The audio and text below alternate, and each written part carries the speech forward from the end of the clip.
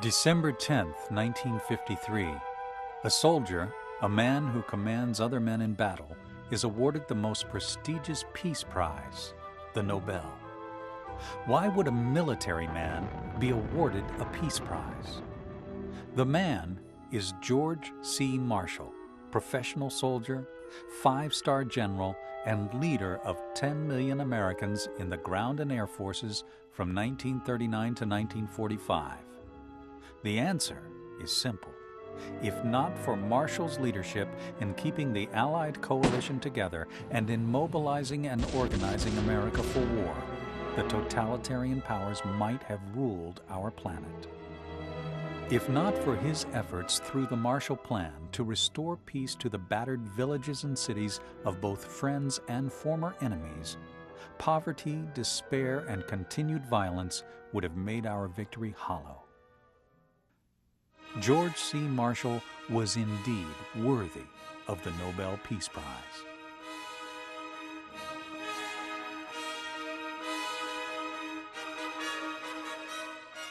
Most of us remember General Marshall because his name is associated with the Marshall Plan, the successful effort to rebuild war-torn Europe's societies. But this is far from the whole story.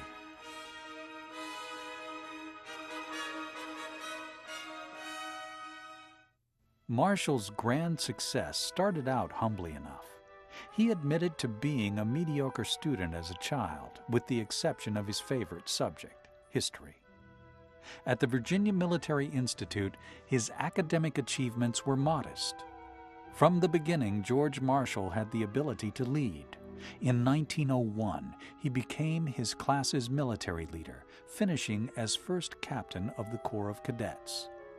Marshall chose to make the Army his career.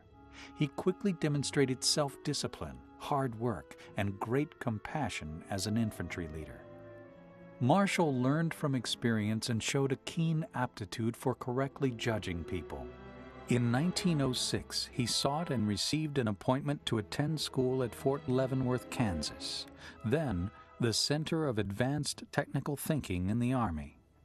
There, he finally learned the value of intense study, finishing both of his student years at the top of his class.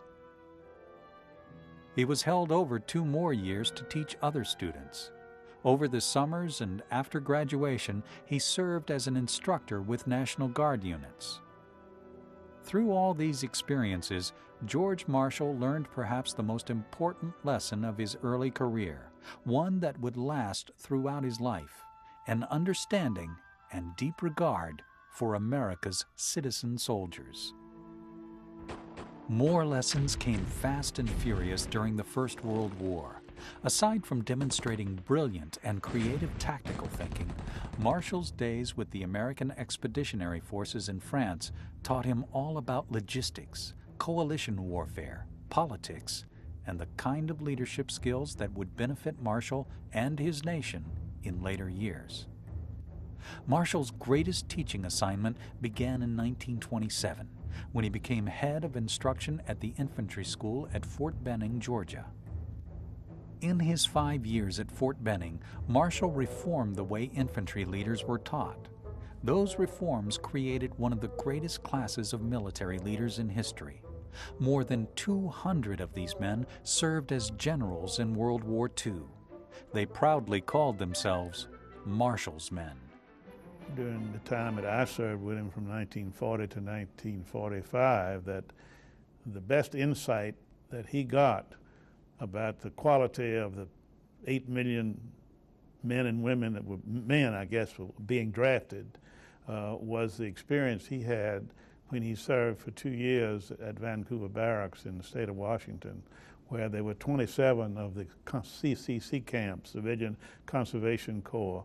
Those were camps set up during the Great Depression of the 30s under President Roosevelt, where young men were taken off the streets and given work to do, mainly public works. This gave him a unique opportunity to understand the personality and what made the young Americans of that age tick, so that when they drafted 8 million of them over a period of 3 years, he had an insight into how to go about motivating them and making them part of the team.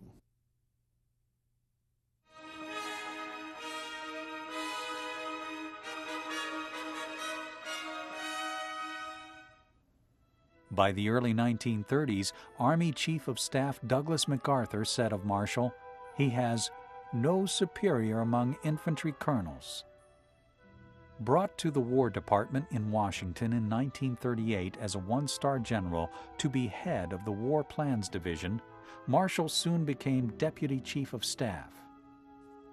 His personality and understanding attracted President Franklin D. Roosevelt's attention, and in 1939 he named Marshall as his new Army Chief of Staff, a 4-star rank. By 1940, Marshall developed the first peacetime draft in history, which became a valuable tool for building a powerful American army as the war began to spread across Europe. By this time, Marshall had achieved a career that was distinguished and well respected.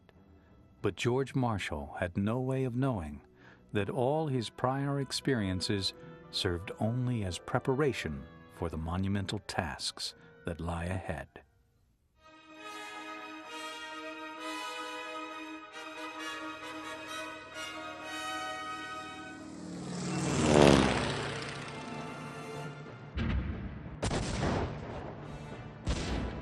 On September 1st, 1939, though many refused to believe it, the world changed forever. Adolf Hitler's powerful military forces attacked Poland, conquering that poorly prepared nation in 4 weeks.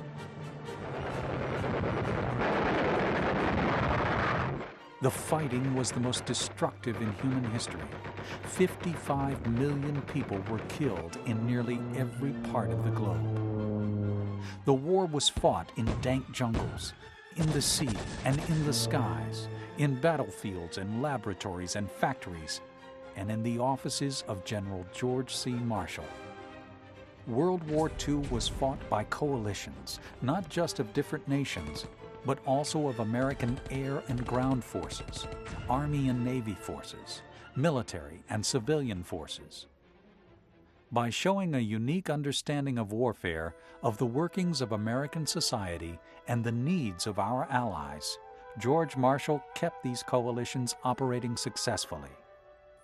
He found ways to include nearly every element of American society into that successful formula. In fact, in the middle of the conflict, President Roosevelt told Marshall, "I feel that I could not sleep at night with you out of the country." His colleagues and subordinates strove to meet his expectations. He, in turn, was loyal to them. Who else could have dealt with such a diverse group of leaders such as Eisenhower, Patton, MacArthur, Bradley, Churchill, Stalin, and de Gaulle? Churchill called Marshall the organizer of the Allied victory in World War II. Secretary of War Henry Stimson said to Marshall on VE Day, "I have seen a great many soldiers in my lifetime, and you, sir, are the finest soldier I have ever known."